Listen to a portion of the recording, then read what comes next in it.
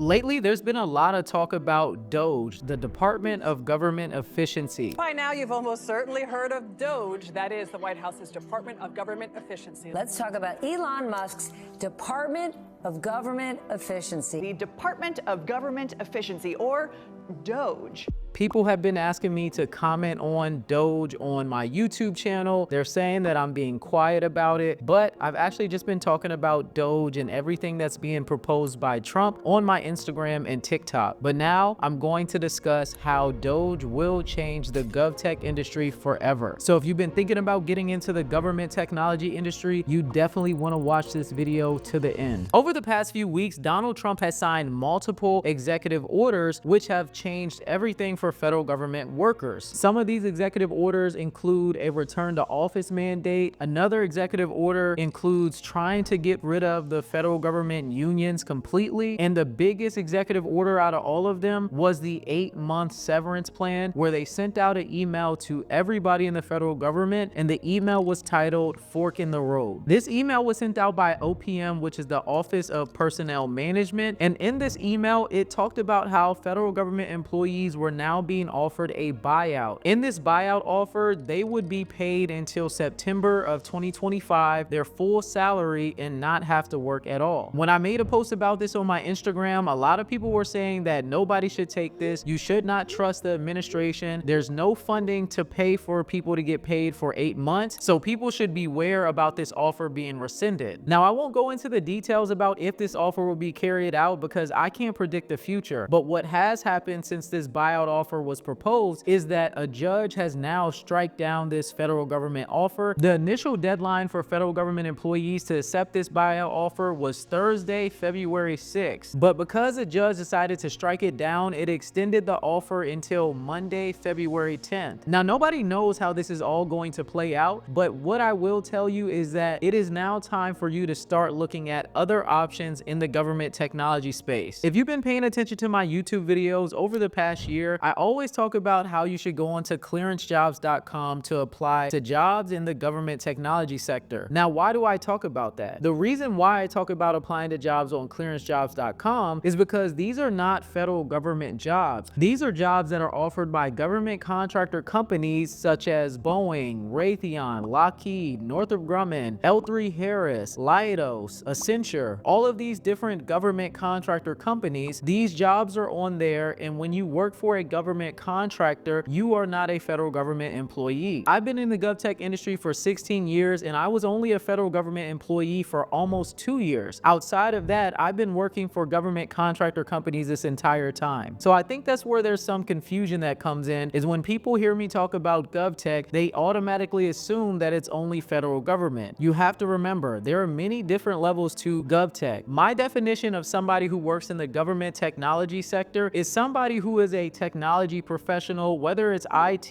cybersecurity, software engineering, data engineering, networking, cloud, whatever it may be, any type of IT professional that does work in the federal government, state or local government, or somebody who works for a government contractor company. So you have these different levels that people tend to overlook. Now, we see all these things happening with the federal government, but you still have an opportunity to work in the government technology sector for the state government, local government, or a government contractor company. No, this is not the end of the world when it comes to government technology. It is very sad and disheartening, and my heart does go out to the federal government employees that have been impacted by all of these new executive orders that have come out recently. If you have been impacted, you definitely should start looking at your options as an employee at a government contractor company. And with everything going on, a lot of people still ask me, well, is it truly safe to work for a government contractor company? And the answer is that it depends. But if you end up asking these key questions when you're in the interview stage, you should be safe. And there's a specific type of work that you should be aiming to work in no matter what, whether you work for the federal government or a government contractor company. Something I haven't discussed much on this channel is mission critical work. When it comes to working in the GovTech industry, I myself have always done mission critical work. Now, what is considered mission critical? Mission critical work is any type of work that the United States cannot go without. Some of the government agencies that the United States cannot go without are the Department of Defense. And when I say Department of Defense, I mean every single military branch. They do employ civilians. I previously worked for the United States Air Force. And the federal government can absolutely not go without having the intelligence agencies like the CIA, NSA, CISA, DIA, DARPA, Department of Homeland Security, FBI, and more. So if you decide to focus on working for these government agencies as a federal government employee or working with these agencies as a government contractor employee, you will be absolutely fine. When you decide to work in these mission critical programs, you never have to worry about work stopping. I've worked at Fort Meade and work has literally never stopped in the Fort Meade area. That type of work has to be done every single day, no matter what's happening in the world. So how do you find this kind of work, and what type of questions should you be asking once you finally get the interview? To find this mission critical work, you should be going onto clearancejobs.com. If you don't have a government security clearance, you still need to use the keyword ability to obtain. You want to be able to get sponsored for a government security clearance. The government security clearance is what you need to be able to continue to work in these mission critical roles. So when you're on clearancejobs.com, you're looking for ability to obtain, but you also need to make sure that when you look at the job description that you're doing work with one of these essential government agencies. So whether it's the Department of Defense or an intelligence agency, it typically will give you some insight on the job description. Some job descriptions even go as far to tell you exactly which government program you will be supporting. So you could do a quick Google search on that government program that you would be supporting to get some insight on the type of work that you'd be doing and to see if it's mission critical or not. So now that you found mission critical work, you now need to ask them how many years are left on this contract. Typically, government contracts are 5 years, but depending on how long the contract has already been active, you only have X amount of years remaining. So if you're looking for new work right now, you definitely want to look for contracts that at least have 4 or 3 years left on the contract. These contracts that you'd be looking at are already fully funded and you don't have to worry about any funds being taken away. This work will continue to be done until the contract has ended. And the reason why it works this way is because this is how the government sector has always been ran. The government has always been at the top saying that they need specific work done, and when they need work done, they ask all the different government contractors to put in a bid and let them know how much they can get this work done for and how long it will take them. This is why these companies are called government contractor companies. So once they actually put their bid in and they win the contract, they're awarded the contract, and then the work starts after the contract is awarded. And you might be thinking, well, what about the hiring freeze that Trump talked about? Are they able to still hire? Yes, government contractor companies that have contracts that have already been fully awarded are able to start hiring people because this money has already been allocated to them in their contract. Now, if you come across a brand new contract that has not been awarded yet, while I was on my job search back in October, I had applied for a position with a company called Iron Eagle X. This position was contingent upon award. So if you ever see any type of job posting that say this position is contingent upon contract award, all it means is that they have not won the contract yet, but they have a high likelihood of winning, and they're trying to get resumes and make sure that they have the people that they need to actually fulfill this work once the contract is awarded. So recently, Iron Eagle X sent me an email stating that one of the contracts that is going to be awarded soon has been pushed back and delayed until April 29th. And this lines up with my theory that the hiring freeze that Trump has put in place will be lifted around the end of April. This is the same thing that he did the first time that he came into office. He came in, he did a hiring freeze, and the hiring freeze was lifted in April. And this isn't something that's really out of the norm. Anytime a new party comes into office, they always assess what work has been done, and then they make some shifts. I have a pretty good idea of what I believe the Trump administration will be focusing on when the hiring freeze is lifted. Let me know in the comments if you want me to talk about what type of work I feel like will be in demand in the government technology sector over the next 10 years. Even with all of these things happening right now, the best thing for you to do is to stay calm and focus on things that you can actually control. Like I said earlier, we can't predict what the future holds, but we know that the government is not going anywhere. So what you should be focusing on is upskilling, network, and exploring different opportunities that are available now. When it comes to upskilling, you should be focused on different tech skills and certifications that are in demand. While you're on your job search, take note of which skills are continuously pop up on the job descriptions. Look at the certifications that continuously pop up on the job descriptions. So if you focus on upskilling and expanding your technical expertise, companies that will help you during this time. Tech is always evolving, if not now, faster than ever before. So it's extremely important for you to focus on upskilling consistently and staying ahead of the curve. When it comes to networking, there literally is nothing better than networking. During this time, you should still be reaching out to recruiters on LinkedIn. You should still be going to virtual hiring events, and you definitely should still be attending conferences because there is work being done. Companies are still hiring, and they will continue to hire whether you decide to pursue these roles or not. Now is not the time to be afraid of the government industry and be afraid of DOGE. Now is the time to upskill, look for opportunities, and network so that way you continuously move up in your career. People are forgetting the biggest thing about being in the GovTech industry is that you have a government security clearance. Government security clearances are so in demand, and that is never going to change. It does not matter what's happening. If you have a government security clearance, you are always going to be recruited and scouted by different companies. So don't let all of the DOGE and federal government news get you discouraged. If you check out the subreddit Fed News, you will see how all of the federal government employees are sticking together right now to make the best out of this situation. If you are looking to pivot, government contractor companies are still here and they're still hiring. And I believe that there's going to be an upcoming government contractor boom, and you definitely don't want to miss out on these opportunities. If you want to keep up with everything that's happening with the federal government and the government technology sector, definitely make sure you go follow me on my Instagram because that's where I keep up with the daily news. Of course, I'll be making as many updates as I can on YouTube, and I will continue to still talk about how you can get jobs in the government technology sector, what skills are in demand, and how you can get hired in government technology. The federal government isn't going anywhere, and the government technology sector is not going anywhere either. So make sure you like, comment, subscribe, and hit the notification bell to stay up with all the new updates when it comes to government technology. And if you want to know what I would do starting from zero to get into the GovTech space, watch the video on the screen right now.